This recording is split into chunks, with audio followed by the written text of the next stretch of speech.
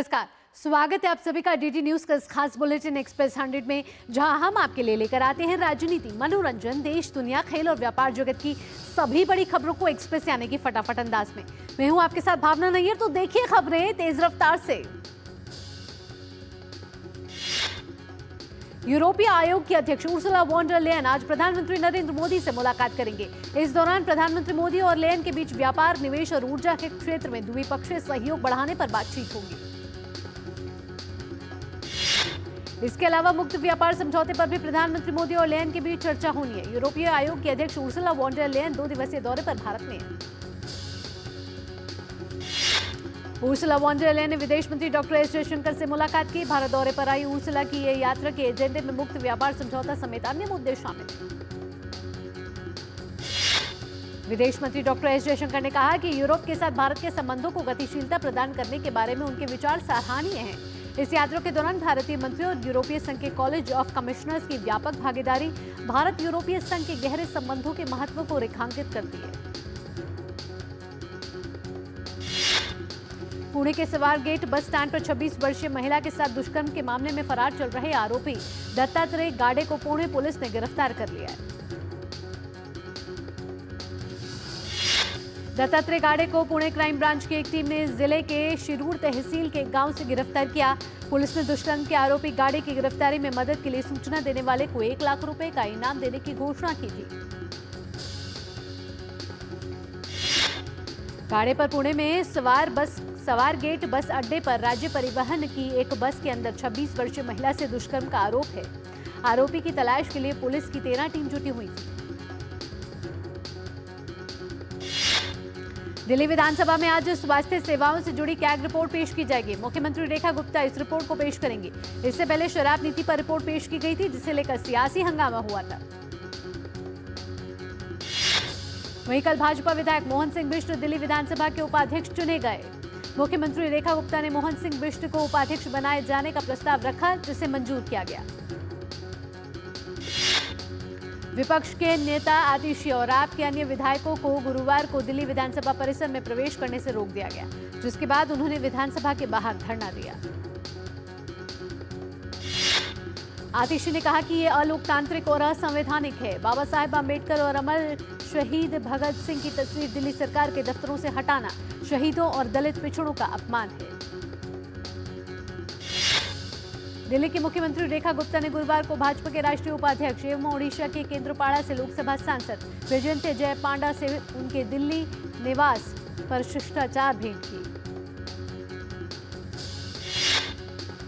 दिल्ली के मुख्यमंत्री ने दिल्ली के चुनाव प्रभारी के रूप में वैजयंत जय पांडा द्वारा दिए गए समर्थन और सहयोग के लिए आभार व्यक्त किया। वैजयंत जय पांडा ने मुख्यमंत्री को चुनावी जीत पर बधाई दी। दिल्ली के उपराज्यपाल विनय कुमार सक्सेना ने गुरुवार को दिल्ली में बड़ा प्रशासनिक फेरबदल किया। उपराज्यपाल ने कई आईएएस अधिकारियों के तबादले करने के साथ ही नई नियुक्तियां भी की। वहीं मुख्यमंत्री कार्यालय सीएमओ में भी बड़े बदलाव किए गए। 2007 बैच के आईएएस अधिकारी अजीमुल हक दिल्ली वक्फ बोर्ड के सीईओ के पद पर नियुक्त किए गए हैं।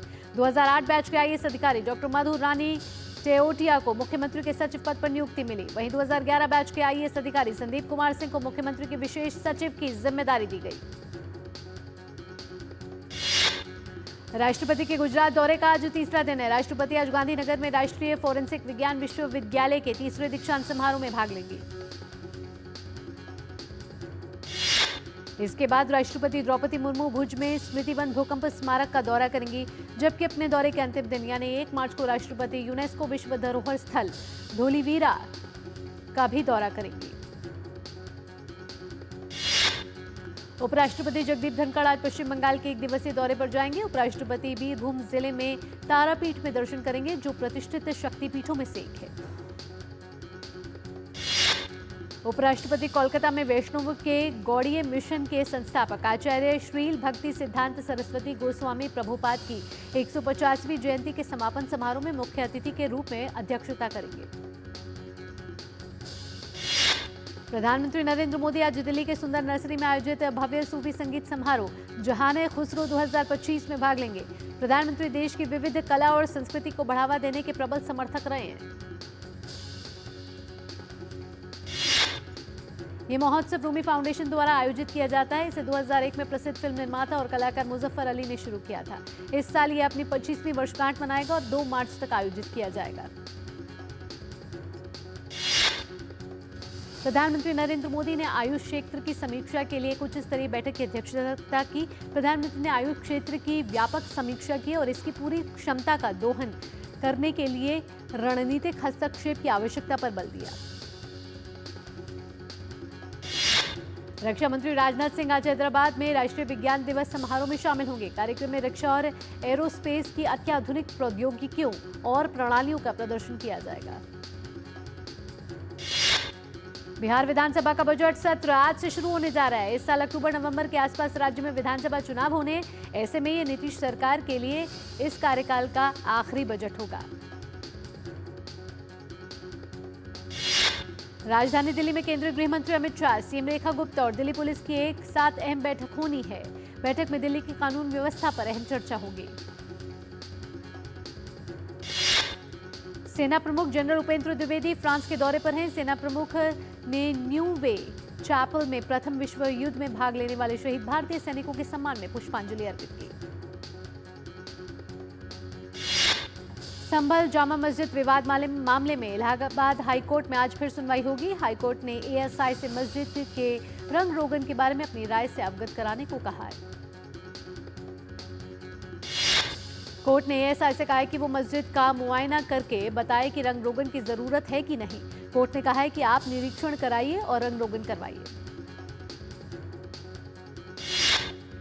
बिहार में आधी रात भूकंप के झटकों से लोग सहम गए। बिहार के दरभंगा, समस्तीपुर, सारण और आसपास के इलाकों में आए भूकंप की तीव्रता रिक्टर पैमाने पर 5.5 मापी गई। नेशनल सेंटर फॉर सेस्मोलॉजी के मुताबिक भूकंप का केंद्र पड़ोसी राज्य नेपाल की राजधानी काठमांडू के पास धरती से 10 किलोमीटर की गहराई में था। भूकंप के झटके रात के करीब 2:36 पर महसूस किए गए। नई राष्ट्रीय शिक्षा नीति 2020 के तहत त्रिभाषा नीति का तमिलनाडु की डीएमके सरकार द्वारा लगातार विरोध किया जा रहा है। स्टालिन ने तो यहां तक दावा किया है कि हिंदी ने पिछले कुछ सालों में 25 उत्तर भारतीय भाषाओं को निगल लिया है। स्टालिन के इस बयान की केंद्रीय मंत्री अश्विनी वैष्णव ने कड़ी आलोचना की है। उन्होंने कहा कि समाज को बांटने के ऐसे निचले स्तर के प्रयासों से खराब शासन कभी नहीं छिप पाएगा। यह जानना दिलचस्प होगा कि विपक्ष के नेता राहुल गांधी इस विषय पर क्या कहते हैं। समाजवादी पार्टी के राष्ट्रीय अध्यक्ष अखिलेश यादव ने तमिलनाडु में प्रदेश अध्यक्ष समेत संगठन को भंग कर दिया। गुरुवार को सपा प्रमुख अखिलेश यादव ने तमिलनाडु इकाई को तत्काल प्रभाव से भंग कर दिया। महाशिवरात्रि के मौके पर झारखंड के हजारीबाग में 2 समुदायों के बीच झड़प के बाद राजनीति गर्मा गई है। इस दौरान जमकर पत्थरबाजी हुई, जिसमें दर्जनों लोग घायल हो गए। उपद्रवियों ने कई वाहनों को आग के हवाले कर दिया। रक्षा राज्य मंत्री और रांची से भाजपा सांसद संजय सेठ ने घटना के लिए बांग्लादेशी घुसपैठियों को जिम्मेदार ठहराते हुए राज्य सरकार पर भी निशाना साधा। राजस्थान में 5 दिन तक रीट की परीक्षा देने वालों के लिए रोडवेज बस में यात्रा फ्री रहेगी। इस दौरान अभ्यर्थियों से बस में सफर का किराया नहीं लिया जाएगा। अभ्यर्थियों के लिए प्रदेश भर में 1700 से अधिक सेंटर्स बनाए गए हैं, जहां पर 27 और 28 फरवरी को 3 पारियों में रीट परीक्षा आयोजित की जाएगी। परीक्षा को लेकर माध्यमिक शिक्षा बोर्ड की तरफ से तैयारी पूरी कर ली गई है। मध्य प्रदेश में अब राज्य सरकार रील बनाने वालों पर युवाओं को पैसा देगी। रील प्रतियोगिता के तहत सरकार युवाओं को 2 लाख रुपए तक प्रोत्साहित राशि देगी। दरअसल राज्य सरकार की तरफ से स्वच्छ एमपी रील प्रतियोगिता की घोषणा कर दी गई है। इसके लिए प्रतिभागियों को 15 अप्रैल तक गांव में कचरे से जुड़ी जागरूकता पर रील बनाकर सरकार द्वारा निर्धारित लिंक पर अपलोड करना होगा। पूर्व अमेरिकी हाउस के मुख्य प्रशासनिक अधिकारी स्कॉट फॉल्कनर ने नई दिल्ली में प्रधानमंत्री संग्रहालय का दौरा किया। प्रधानमंत्री नरेंद्र मोदी की प्रशंसा करते हुए स्कॉट फॉल्कनर ने उन्हें दुनिया के शीर्ष नेताओं में से एक और दूसरों के लिए प्रेरणा स्रोत बताया। प्रधानमंत्री संग्रहालय का दौरा करने के बाद उन्होंने दुनिया भर में ऐसे और संग्रहालयों की आवश्यकता पर जोर देते हुए कहा कि यह संग्रहालय एक प्रेरणा स्रोत है और इसे व्यापक रूप से साझा किया जाना चाहिए।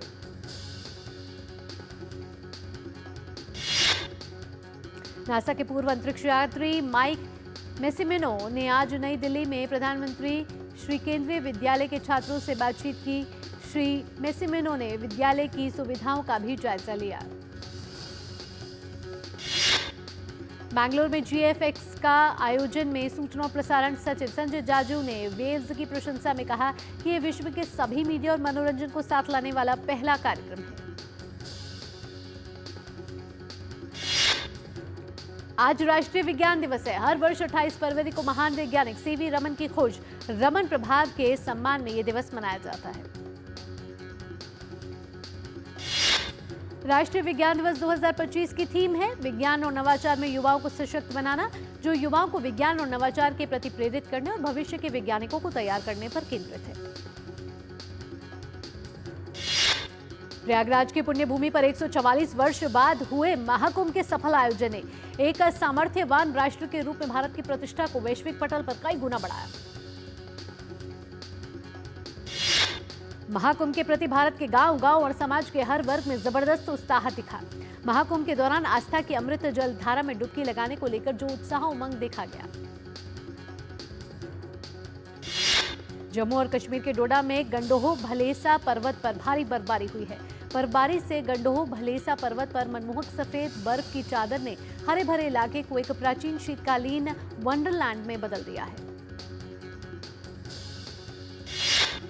हिमाचल प्रदेश के जिला लाहौल स्पीति, मनाली, किन्नौर और चंबा के ऊंचे क्षेत्रों में भारी बर्फबारी हो रही है।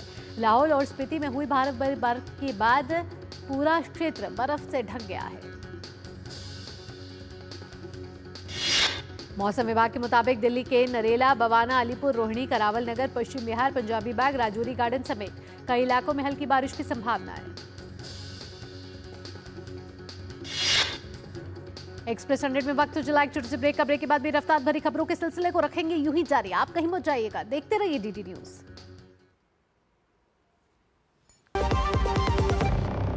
बिजली का बिल, किराना, स्कूल फीस सब हो गया। बन गया बजट? हाँ, 5000 बच गए। तो नई साड़ी ले ले ना, पिछले महीने तो ली थी। एक और नहीं, पहले बजट बनाओ, फिर छोटी छोटी बचत को बैंक में सेव करो और पैसों को बढ़ते देखो। बढ़ी गई। जाओ भाई। RBI कहता है वित्तीय समझदारी समृद्ध नारी। मेरी पसंद, मेरी पसंद, मेरी पसंद, मेरी पसंद, हमारी पसंद। हम सबकी पसंद। मजबूत देश का मजबूत सरिया हो गया स्टील। कैसे धंधा बढ़ेगा, कैसे गल्ला चलेगा, कैसे टाइकून बनेगा, ये काफी नहीं बेटा, जो है लंबरेटा कब रॉकेट बनेगा। सिर्फ दिशा बदलने से बिजनेस बढ़ता तो हर बड़ा बिजनेस नहीं करता। बिजनेस बढ़ता है क्रेडिट से। अपनी दुकान में क्रेडिट ऑन UPI अपनाओ। कस्टमर्स को UPI पे क्रेडिट मिलेगा तो कस्टमर्स बढ़ेंगे और उनकी शॉपिंग भी। क्या समझे? अपने पेमेंट पार्टनर से संपर्क करें। ब्रेक के बाद आपका स्वागत है। आप देख रहे हैं एक्सप्रेस 100। रफ्तार भरी खबरों के सिलसिले को बढ़ाते आगे। केंद्रीय मंत्रिमंडल की नियुक्ति समिति ने भारतीय प्रतिभूति और विनिमय बोर्ड के नए अध्यक्ष के रूप में वित्त सचिव तुहिन कांत पांडे की नियुक्ति को मंजूरी दे दी है। तुहिन कांत पांडे वर्तमान सेबी अध्यक्ष माधवीपुरी बुच का स्थान लेंगे, जिनका कार्यकाल 28 फरवरी को समाप्त हो रहा है। तुहिन कांत पांडे मोदी सरकार में कई अहम पदों पर रहे हैं। केंद्रीय मंत्री सर्बानंद सोनोवाल ने कारोबार को आसान बनाने और दक्षता बढ़ाने के लिए वन नेशन वन पोर्ट प्रक्रिया का अनावरण किया। खान मंत्रालय जल्द ही अन्वेषण लाइसेंस ब्लॉकों को पहले भाग की नीलामी शुरू करेगा। केंद्रीय मंत्री जी किशन रेड्डी ने कार्यक्रम के दौरान कहा कि जम्मू कश्मीर, केरल और असम जल्द ही खनिज नीलामी व्यवस्था में शामिल होंगे। केंद्रीय वित्त मंत्री निर्मला सीतारमण ने सीमा शुल्क टैरिफ को विनिर्माण सेक्टर को मजबूत बनाने की दिशा में अहम माना है। उन्होंने कहा कि सीमा शुल्क टैरिफ एक निरंतर अभ्यास है। नागरिक उड्डयन मंत्री राममोहन नायडू ने चेन्नई एयरपोर्ट पर उड़ान यात्री कैफे का उद्घाटन किया। ये पहल यात्रियों को किफायती और स्वच्छ भोजन उपलब्ध कराने के लिए शुरू की गई है। उड्डयन मंत्री ने कहा कि प्रधानमंत्री नरेंद्र मोदी की समावेशी उड़ान की सोच के तहत ये पहल हवाई यात्रा को अधिक सुलभ और सुविधाजनक बनाने का प्रयास है। गोल्ड ट्रेडिंग प्लेटफॉर्म ऑकमोंट ने अपने नए ज्वेलरी ब्रांड अकोएरा के साथ लैब ग्रोन डायमंड के बाजार में प्रवेश की घोषणा कर दी है। कंपनी इसके तहत 100 करोड़ रुपए का निवेश करेगी। कंपनी का लक्ष्य 3 वर्षों में देश भर में 100 स्टोर स्थापित करना है जो रिसाइकिल किए बिना किए गए सोने और लैब ग्रोन डायमंड से बने आभूषण पेश करेंगे। दुनिया की सबसे तेजी से बढ़ती हुई अर्थव्यवस्था भारत 2030 तक तीसरी सबसे बड़ी जीडीपी बन सकता है। इसके साथ ही देश की खपत में भी इजाफा होगा। फिनटेक कंपनी पेटीएम ने एआई स्टार्टअप परप्लेक्सिटी के साथ टाई अप करने की घोषणा की है। अब पेटीएम ऐप पर यूजर्स के लिए एआई इंटीग्रेटेड सर्च ऑप्शन मिलेगा। भारत में डिजिटल पेमेंट का चलन तेजी से बढ़ रहा है। जनवरी 2025 में क्रेडिट कार्ड के जरिए उपभोक्ताओं ने 1.84 लाख करोड़ रुपए खर्च किए। ये पिछले साल की तुलना में 10.8% अधिक है।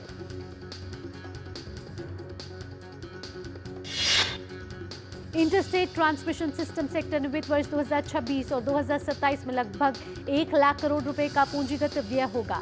इसका मुख्य उद्देश्य रिन्यूएबल एनर्जी निकासी को सपोर्ट करना है। देश में प्रमुख खनिजों के उत्पादन में उल्लेखनीय वृद्धि हुई है। खान मंत्रालय के मुताबिक लौह अयस्क का उत्पादन वित्त वर्ष 2024-25 में 2036 मिलियन मीट्रिक टन है। भारतीय व्हाइट कॉलर जॉब मार्केट में तेजी आने की उम्मीद है क्योंकि इस साल की पहली छमाही में 96% एम्प्लॉयर्स भर्ती को लेकर आश्वस्त हैं, जबकि पिछले साल यह आंकड़ा 92% पर था। बांग्लादेश में शेख हसीना को सत्ता से हटाने में महत्वपूर्ण भूमिका निभाने वाले नाहिद इस्लाम आज नई राजनीतिक पार्टी का गठन करेंगे। नाहिद की नई राजनीतिक पार्टी का संयोजक बनने की संभावना है। जातीय नागरिक समिति के मुख्य आयोजक सर्जिस आलम ने सोमवार को ढाका में एक संवाददाता सम्मेलन में ये घोषणा की थी। अमेरिकी राष्ट्रपति डोनाल्ड ट्रंप ने मेक्सिको और कनाडा पर टैरिफ लगाने और चीन से आयात पर मौजूदा टैरिफ को दोगुना करने की घोषणा की। ट्रंप ने गुरुवार को ट्रुथ सोशल पर लिखा कि फेंटेनाइल जैसी नशीली दवाएं की अमेरिका में अस्वीकार्य स्तर पर तस्करी की जा रही है और आयात कर अन्य देशों को तस्करी पर रोक लगाने के लिए मजबूर करेंगे। यूक्रेन के राष्ट्रपति वोलोदिमीर ज़ेलेंस्की आज राष्ट्रपति ट्रंप से मिलने अमेरिका पहुंच रहे हैं, जहां वे मिनरल डील पर साइन करेंगे।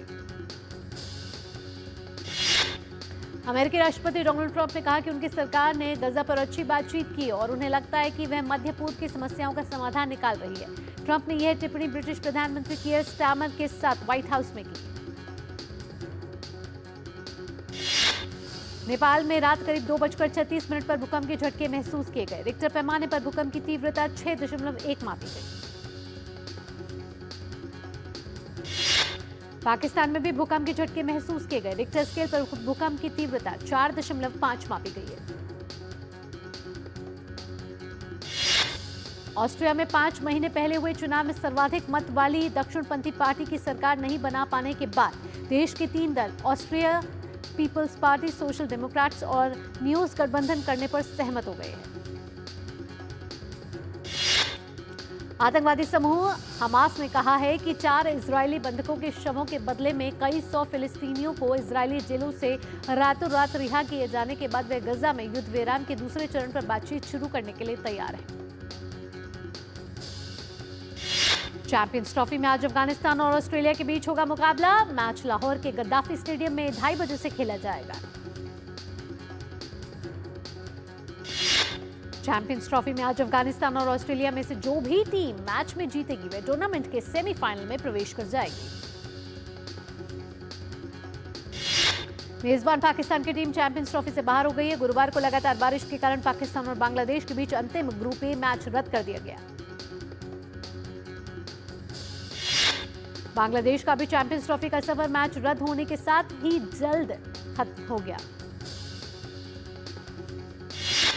पाकिस्तान सरकार में एक वरिष्ठ अधिकारी ने कहा है कि वे प्रधानमंत्री शहबाज शरीफ से चैंपियंस ट्रॉफी में देश की क्रिकेट टीम के निराशाजनक प्रदर्शन का मामला संसद और मंत्रिमंडल में उठाने का अनुरोध करेंगे। आदित्य सरवटे के नाबाद 66 रन की मदद से केरल ने रणजी ट्रॉफी फाइनल में विदर्भ की पहली पारी को 379 रन के जवाब में दूसरे दिन गुरुवार को 3 विकेट पर 131 रन बना लिए। रणजी ट्रॉफी फाइनल के दूसरे दिन पहले सत्र में केरल के गेंदबाजों ने अपनी लय कायम रखी। जेएसडब्ल्यू जीएमआर की सह स्वामित्व वाली फ्रेंचाइजी दिल्ली कैपिटल्स ने आगामी आईपीएल सीजन से पहले इंग्लैंड के दिग्गज बल्लेबाज केविन पीटरसन को अपना टीम मेंटोर नियुक्त किया है। 44 वर्षीय पीटरसन टीम के सहयोगी स्टाफ के साथ काम करेंगे, जिसमें क्रिकेट निदेशक वेणुगोपाल राव, मुख्य कोच हिमांग बदानी, सहायक कोच मैथ्यू मॉट और बॉलिंग कोच मुनाफ पटेल शामिल हैं। भारतीय बैडमिंटन खिलाड़ी थारुण मन्नेपल्ली, उन्नति हुड्डा और रक्षिता श्री संतोष रामराज गुरुवार को जर्मन ओपन सुपर 300 टूर्नामेंट के क्वार्टर फाइनल में पहुंच गए। 2023 राष्ट्रीय खेलों में स्वर्ण पदक विजेता मन्नेपल्ली ने कनाडा के 8वीं वरीयता प्राप्त ब्रायन यांग को 21-14, 15-21, 21-17 से हराया। जर्मन ओपन के युगल वर्ग में 8वीं वरीयता प्राप्त ध्रुव कपिला और तनिषा क्रास्टो ने जर्मनी के जोन्स राल्फी जॉनसन और थुक वोंग गुएन को 21-10, 21-19 से हराया। वहीं जर्मन ओपन में किरण जॉर्ज, प्रियांशु रजावत और आकर्षी कश्यप को सिंगल में हार का सामना करना पड़ा। Indian super league football match में एफसी गोवा ने गुरुवार को पंजाब एफसी को 1-0 से हराकर प्लेऑफ में पहुंचने की उसकी उम्मीदों को खत्म कर दिया। एफसी गोवा के लिए एकमात्र गोल करने और मजबूत डिफेंडिंग के लिए कॉल मैक्यू को प्लेयर ऑफ द मैच घोषित किया गया। सलमान खान की मोस्ट अवेटेड फिल्म सिकंदर का टीजर रिलीज हो चुका है। फैंस को फिल्म का बेसब्री से इंतजार। शबाना आजमी, ज्योतिका और Gajrao Singh starrer web series डब्बा कार्टल आज ओटीटी पर हो रही है stream. Film super boys of Malegaon आज ओटीटी पर होगी stream. Web series Sujal part 2 आज ओटीटी पर होगी रिलीज। इम्तियाज अली की वेब सीरीज ओ साथी लेकर आ रहे हैं। सीरीज में अदिति राव हैदरी, अविनाश तिवारी और अर्जुन रामपाल आएंगे नजर। निर्देशक आनंद एल रॉय की रोमांटिक थ्रिलर रांझना आज सिनेमाघरों में हो रही है री रिलीज। फिल्म दिल दोस्ती और डॉग्स आज ओटीटी पर होगी स्ट्रीम। सीरीज दोपहिया सीरीज 7 मार्च को ओटीटी पर होगी स्ट्रीम।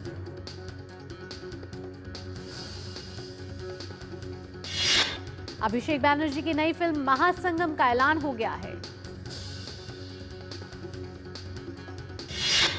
और फिल्म माई मेलबर्न 14 मार्च को भारतीय सिनेमाघरों में होगी रिलीज।